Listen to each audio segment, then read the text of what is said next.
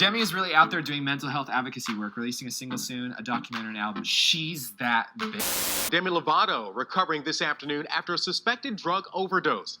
And after As the Bell Rings, I booked Camp Rock. Camp Rock. That was my introduction to Demi Lovato. And it was only because I was working for Disney at the time because I didn't watch the Disney Channel otherwise or prior. We didn't have cable at home.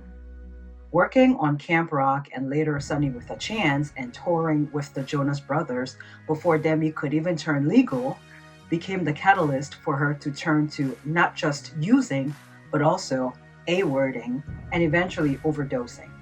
I really hope I can say the word overdose without repercussions. It's a well-known fact that most kids from the Disney Channel or anything associated with Disney, like the Mickey Mouse Club, tend to, quote-unquote, wild out after they leave, whether it's to distance themselves from their child-friendly image or just because they now can. After working for Disney, I am empathetic to their plight.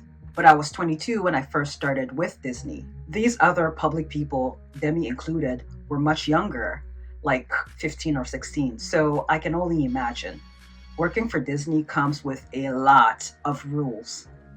I have never had issues with following rules or staying in line, so to speak, but it got to a point where Disney was creeping into my personal life.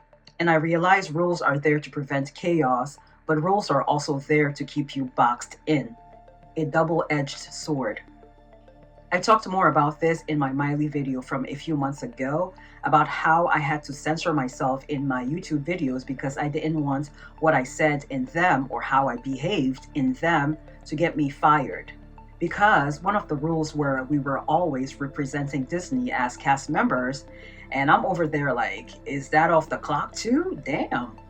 That video is linked below if you're interested. Listen, I am not going to badmouth Disney.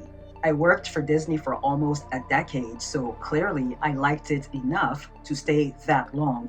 However, there had always been some annoyances, borderline frustrations with it, but I think it really came to a head in 2019. And then by 2020, crash and burn. I wanted out. I have a whole video about why I quit Disney from 3 years ago if you're interested. It's linked below.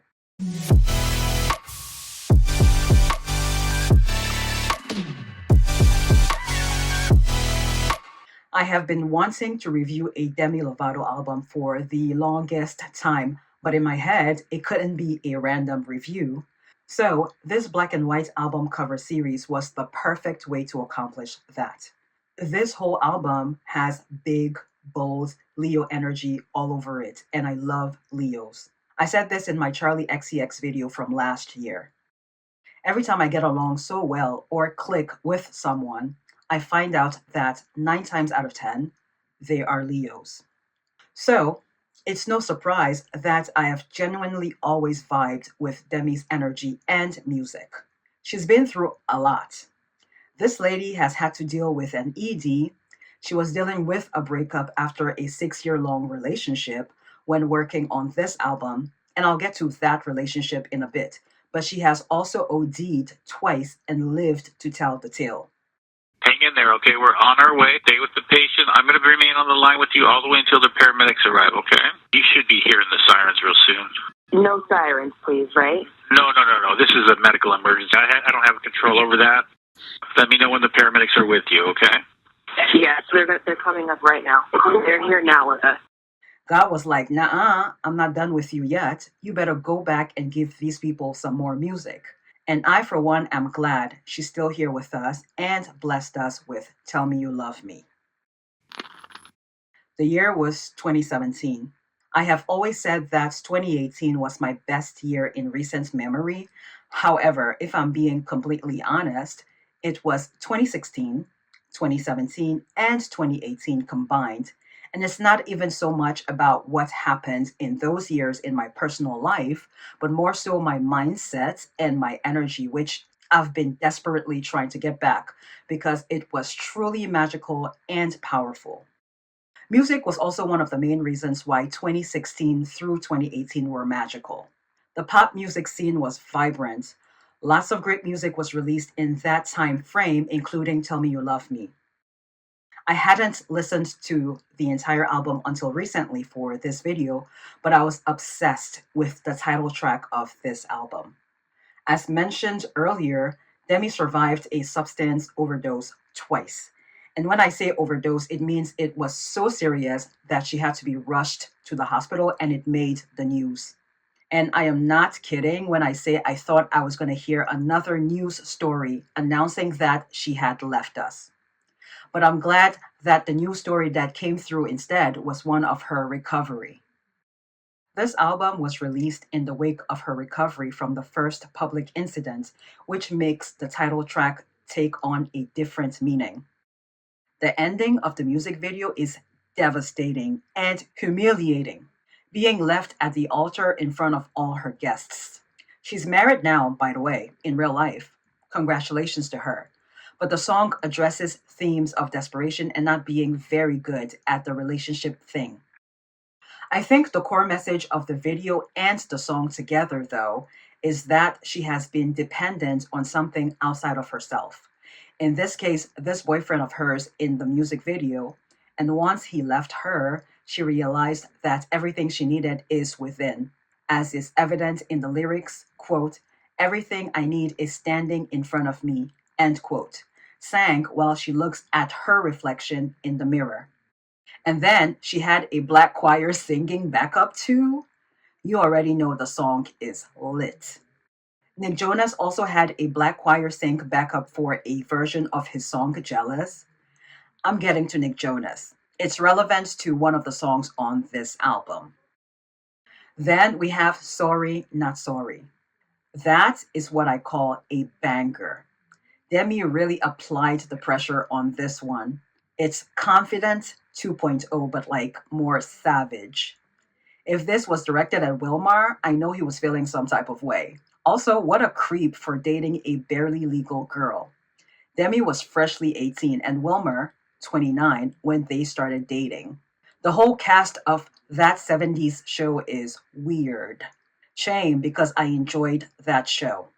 Anyways, we ladies know how to glow up after a breakup. Demi looked great in the video. The house party theme was based off a real house party she threw after getting out of a relationship. It says so at the beginning of the video. With Dirty Sexy Love, I envisioned the studio recording for this song in particular as a party because it's just so vibrant and danceable. That session must have been so much fun. The song is giving a Michael Jackson vibe. If you know, you know. You Don't Do It For Me Anymore has a bit of an Ariana Grande Dangerous Woman vibe to it, like the actual Dangerous Woman track, not the entire album. It's dark, moody, synth-heavy pop and B, a blend of R&B and pop. Something about Daddy Issues reminds me of Taylor. Perhaps it's the way Demi sings the Daddy Issues, It's a very Taylor thing. Or maybe Taylor copied her. And speaking of Taylor Swift, Ruin the Friendship, Demi was the first to do it. A song titled Ruin the Friendship, that is. But when you Google Ruin the Friendship, Taylor's pops up first.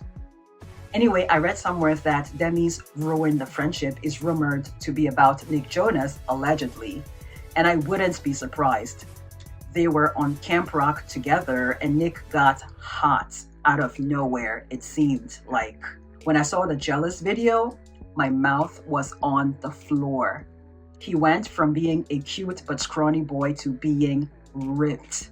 But if Demi dated Nick though, it would have been weird because she had dated his brother Joe, who had also dated Taylor. But according to the Simply Complicated documentary, Nick was playing peacemaker when his brother was going through a rough patch in his relationship with Demi. Then we have Lonely, a song produced by the same guy who produced Rihanna's Needed Me.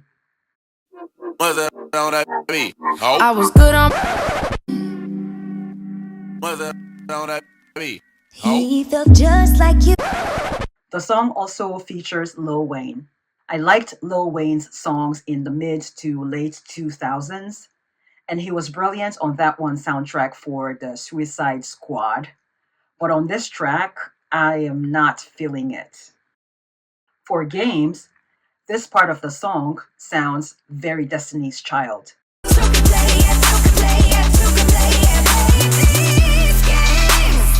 Like something produced by Darkchild. Again, if you know, you know.